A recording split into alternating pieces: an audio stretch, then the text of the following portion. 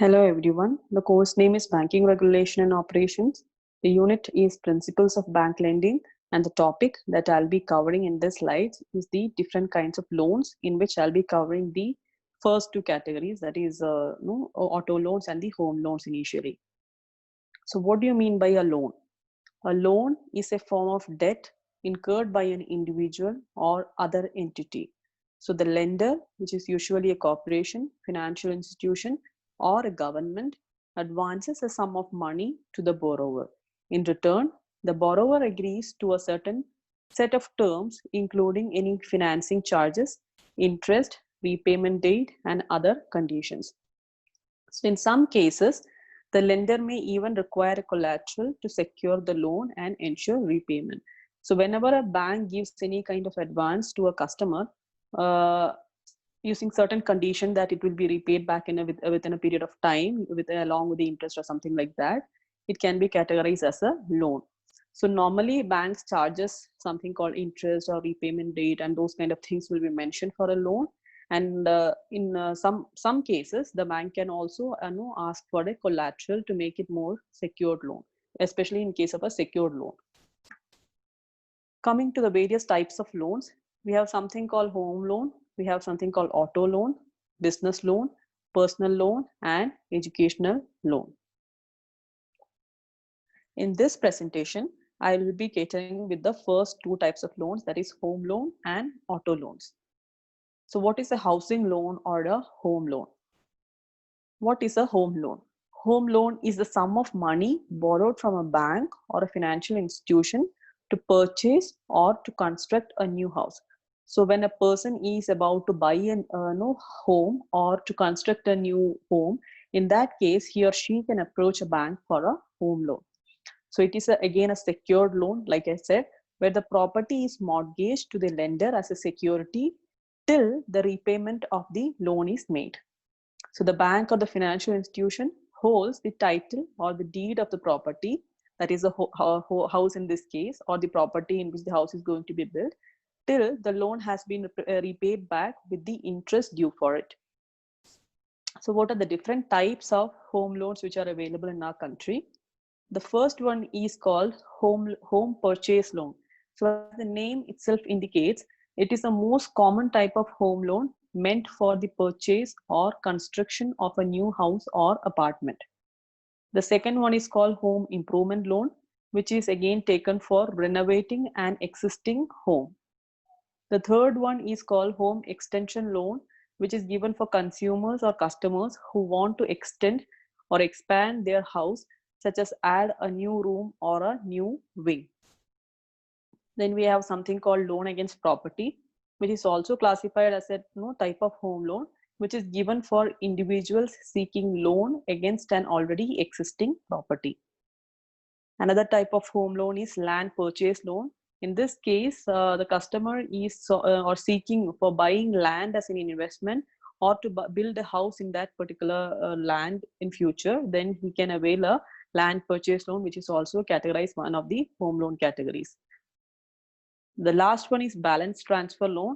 So this is applicable in case of an already existing loan with a particular bank. So if it is availed by a customer to pay off an existing home loan, enabling borrowers to take a loan with a lower interest rate, and it is called to be said to be a balance transfer loan.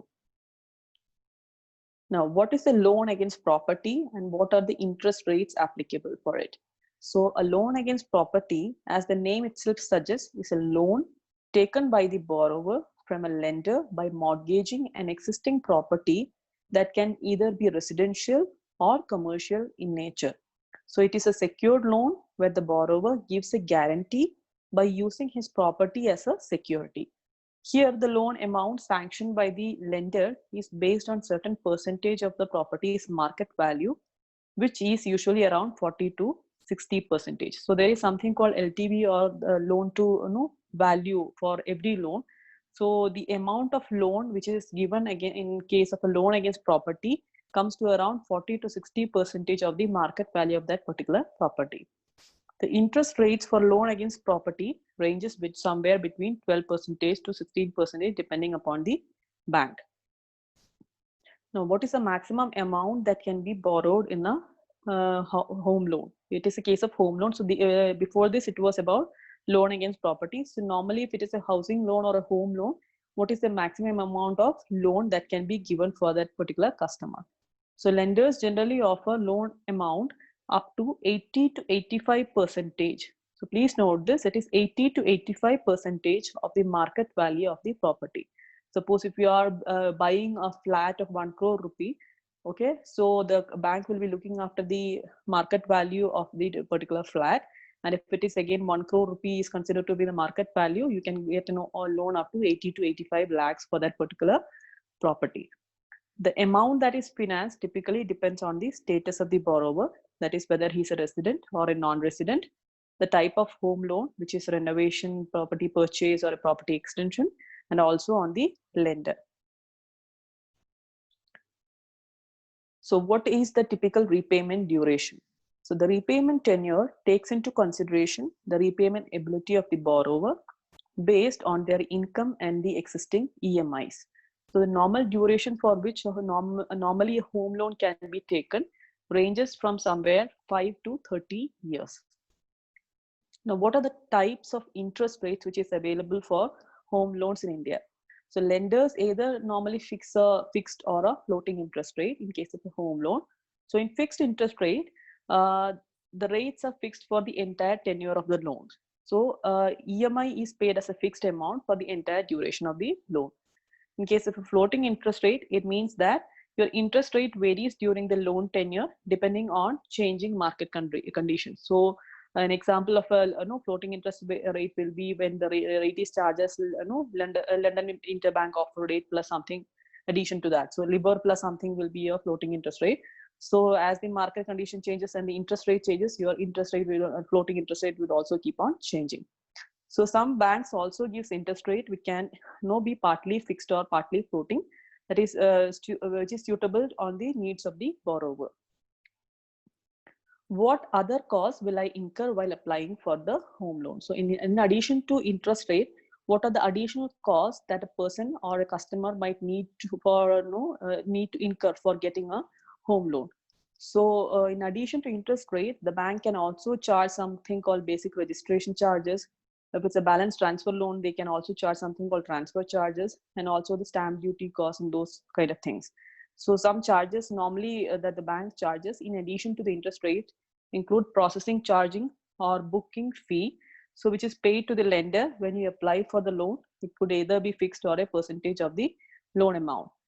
Something called prepayment penalty is also there. This is not paid initially, but if a customer is trying to close the loan before the fixed period, then obviously he might be asked to pay a prepayment penalty, which can sometimes be up to 2% of the amount which is prepaid. And also there is something called miscellaneous cost, which could be costs which includes documentation or legal fee, and sometimes it is also known as application fee by many of the banks. So how do I know if I'm eligible for a home loan, right? So as a customer, many of the people might be not aware of the facts and figures of this kind of loans, and therefore they might be wondering if they are eligible for a home loan. So when do a customer can consider himself as eligible for a home loan?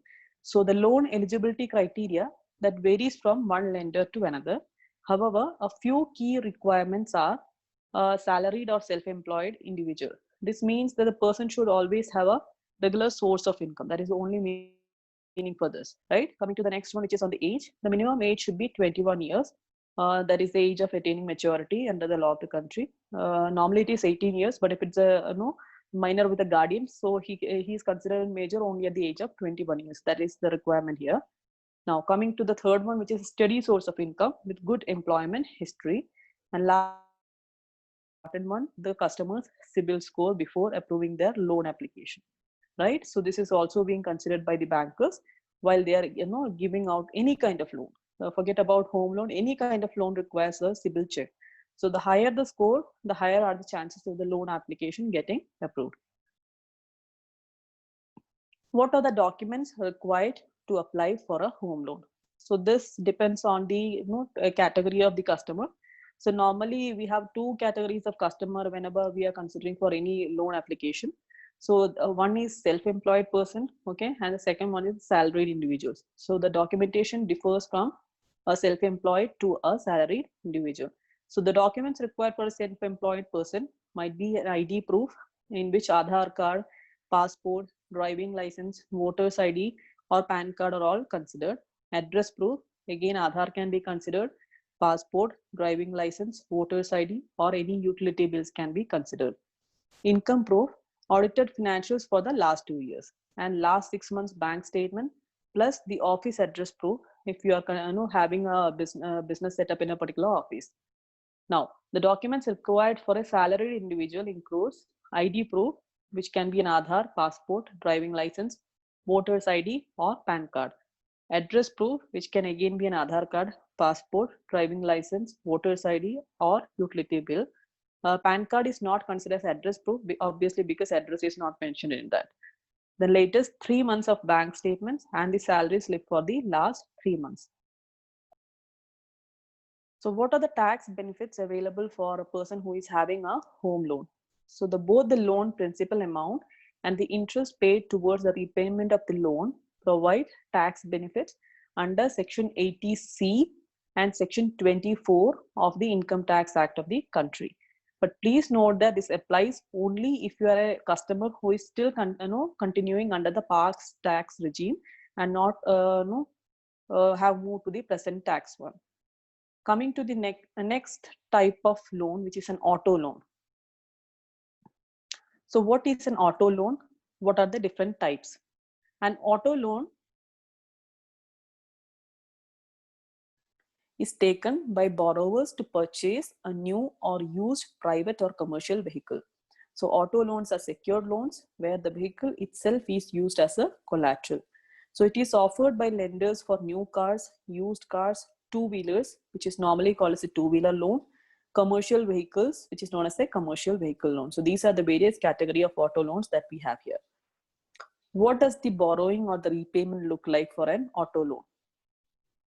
So banks usually offer auto loan up to 90% of the cost if it's a case of a new vehicle, and 85% of the cost of the vehicle if it's the case of a second-hand vehicle or reused vehicle. So the vehicle is hypothecated to the lender as a collateral. So again, we can say that the auto loan is also a classification of a secured loan. So the repayment is based on one's monthly income and his ability to repay, and the tenure is typically between 12 to 84 months. So what are the typical interest rates available for auto loan? So unlike the housing loan where we can get either a fixed rate or a floating rate, in case of an auto loan, only fixed rate is or fixed interest rate is available in India. So interest rates are usually fixed for auto loans. So what do lenders look for before granting an auto loan? So there are various things that a banker looks for when a customer approaches them for an auto loan thing. The first one is obviously the CIBIL score and the report. So lenders always look for a high CIBIL score and good credit profile before determining the final status of a customer's loan application. So a higher CIBIL score means the higher are the chances of you getting an auto loan. Second thing that a banker looks at is the employment and the income status. So bankers also check if the customer has a stable employment and a steady source of monthly income to ensure that the loan repayment over the entire duration of the loan will be done. And the last one is the current loan repayment. So the bankers will also be checking if you are already having an existing loan or if you are paying any EMIs and all those things. And after considering that already, the bankers will be giving you an auto loan and will decide on the amount that can be sanctioned as an auto loan for the customer. So what are the documents required for applying for an auto loan? So the actual documentation might differ from banks to bank, but normally every bank will be asking for some basic categories of documents for getting or giving an auto loan.